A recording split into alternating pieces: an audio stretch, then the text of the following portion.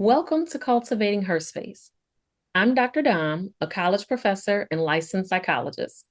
And I'm Terry Lomax, a techie and motivational speaker. Now, before we jump into today's episode, we want to share something special. For the first time in 8 years of podcasting, we're taking a much needed summer break. But stay tuned to see what that means for you. That's right, lady. After nearly a decade of showing up week after week, we're giving ourselves a little time to rest, recharge, and refill our cups. But don't worry, we're not leaving you hanging. Over the next few weeks, we'll be dropping these mini episodes filled with reflections, insights, encouragement, and some of the conversations we think you need right now. When we return, you can expect even more of what you love: authentic conversations, powerful storytelling, practical tools for healing and growth, and fresh perspectives on everything from mental health and relationships to self discovery and personal development. Thank you for being part of this community and for growing alongside us over the years. Now, let's get into the mini episode. What if envy isn't a flaw? What if it's literally pointing you toward the life you secretly want? Mm, What are your mm. thoughts? Mm-hmm. Okay, that's a deep question. Okay, It is. so I mean, when I hear that, I think that we've been taught to judge ourselves like way, way, way too quickly when it comes to envy, right? Like the moment we acknowledge the feeling, the next thing that comes to mind is, oh shit, I'm over here being a hater. Really, what if envy is information? What if envy is actually trying to tell us something?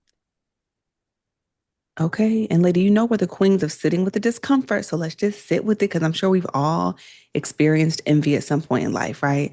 You're scrolling. Usually it's a scrolling, right? You're scrolling, Mhm. you see someone's getting engaged, and you're like, damn, I want my person to propose to me, or I'm trying to get married too. You see a friend, they just posted them new keys, they just bought a condo or bought a house. Somebody texts you in a group chat, oh, I'm launching my new business.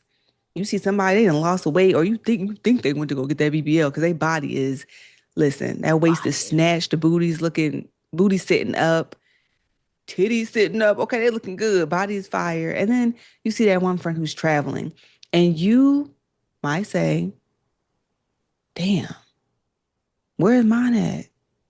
When is mine coming?" Right? Hmm. What's up with that? So let's talk about it. Do you think people confuse envy with being a bad person? Because I feel like oftentimes in society, we're just kind of discouraged from feeling uncomfortable emotions that are very real and that are a part of the human experience. What do you think? Yeah, I mean, you nailed it, right? Like we are socialized to find ways to negate, avoid, suppress certain emotions. Hmm. And if we're feeling envy, which is an any emotion that we feel is a normal, valid emotion. We are human. We are supposed to have feelings, right? Yeah. Have experiencing envy does not make us a bad person. But I think we've been socialized to think that if we experience envy, something is wrong with us. Yeah. I would agree. And I know we did a previous episode where we dove in deep on jealousy and envy. And so, lady, just in case you missed that, and maybe you're just like, wait, I begin jealousy and envy confused. Envy is wanting what someone else has, whereas jealousy is the fear of losing something you already possess to someone else, right? So, like, Yep. damn, I'm envious. She got a bomb ass. I'm just using body because I feel like Yeah. everybody talking about bodies these days. She has a bomb ass body. Oh, I'm envious of that. Or jealousy would be like, man, I got this man and I don't know, he has a wandered eye and them girls in his DM and I don't know, I fear like somebody might try to take him. You know what I mean? Mm-hmm, Quick little mm-hmm. example. And I Like think, oh, what were we gonna say? I'm jealous of his friendship with this particular woman Mm-hmm. because I feel threatened that this Okay. woman is better than me in some way, and she's gonna take my she Well, take he's my gonna man. end up he's gonna end up moving towards her and away from me. Yeah. And again, these are human emotions. I feel like sometimes people try Hmm. to deny them, like, oh, I don't feel that way. But it's natural, right? We're human. And envy, it may be the issue, but I think shame is the big thing here, right? Because envy is Yes. like the information. It reveals the desire, the values, the dreams, the unmet needs. And so instead of asking, like, why am I envious or jealous? It might be, what is this emotion trying to show me? That's maybe we should start there, right? Yes, yes. Because I think the thing is that we want to recognize that there are different kinds of envy, different reasons that we're envious.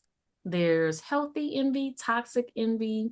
There's this comparison game, and there's coming from a scarcity mindset, and then there's the impact of social media, right?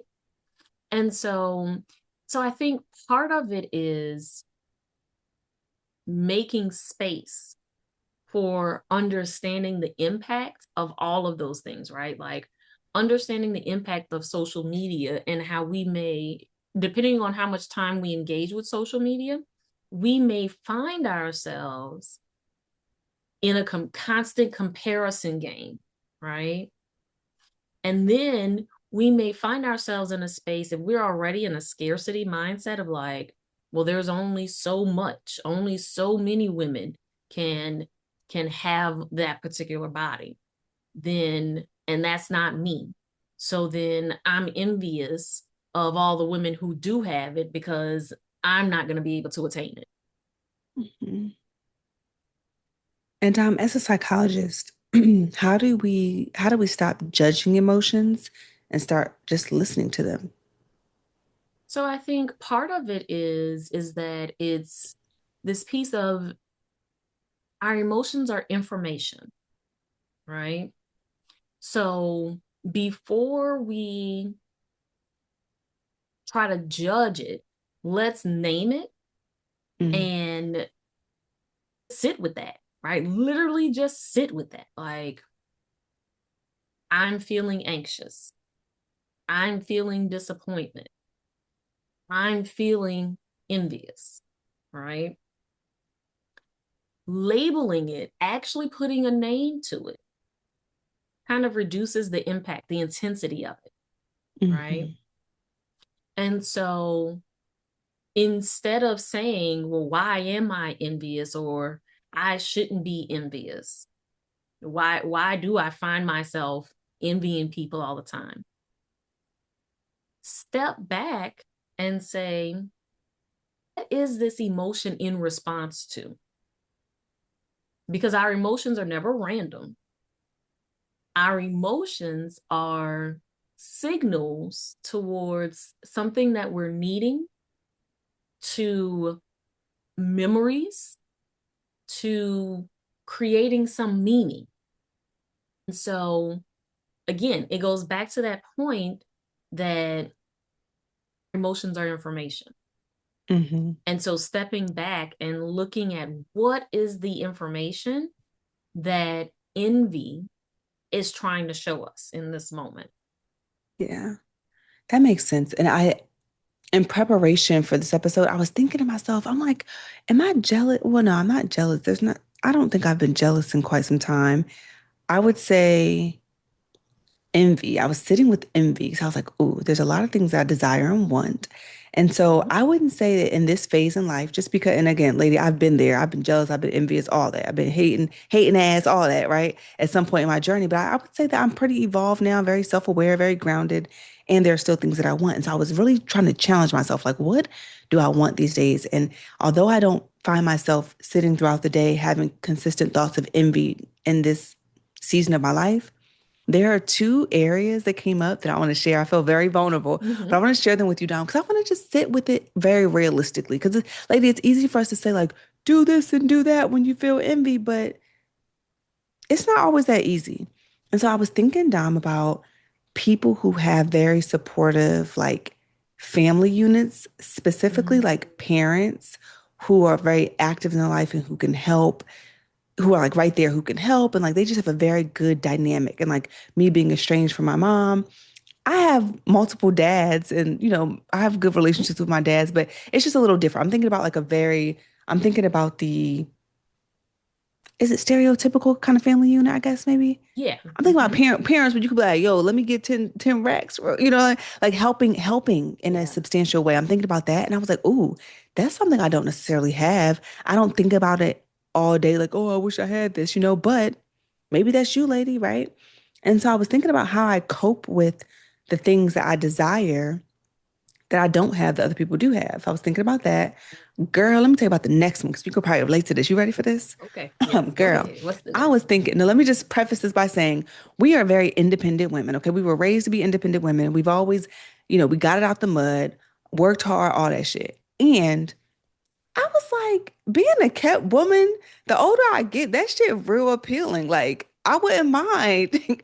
Listen, I wouldn't mind just pursuing my passion and my man just, I'm a kept woman. I wouldn't mind. I'm a high value woman, as they say. And Hmm. I was like, there are some women that's their reality. They have that. And I was like, okay, let me sit with this.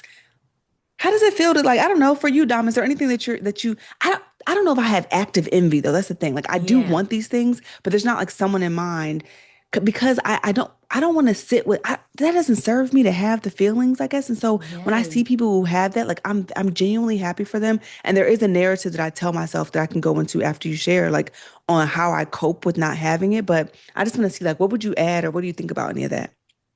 Yeah. I think for me, the space that I'm at in life is Mm-hmm. if envy pops up, it doesn't last long. It's very Mm-hmm. fleeting for me, Yeah. right? Because I'm in a space in life where there's the recognition that my journey is meant to be my journey. There's the Mm-hmm. acceptance and the embracing of my journey is meant to be my journey, right? Yeah. And the recognition that what's meant for me will never miss me. Mm-hmm. And so when I have that initial moment of envy, when I see someone that has something that I'm currently desiring, Yeah. my immediate thought really is about the or experience is the envy. Yeah. That is truly very fleeting because then my next thought usually is what did they do to achieve it? Mm-hmm. And is that something that needs to be a part of my journey? Yeah. And so, and that's where I'm at in life currently. I wasn't Yeah. always in that space, right? Yeah. But for me right now, envy it's a very fleeting emotion that I experience.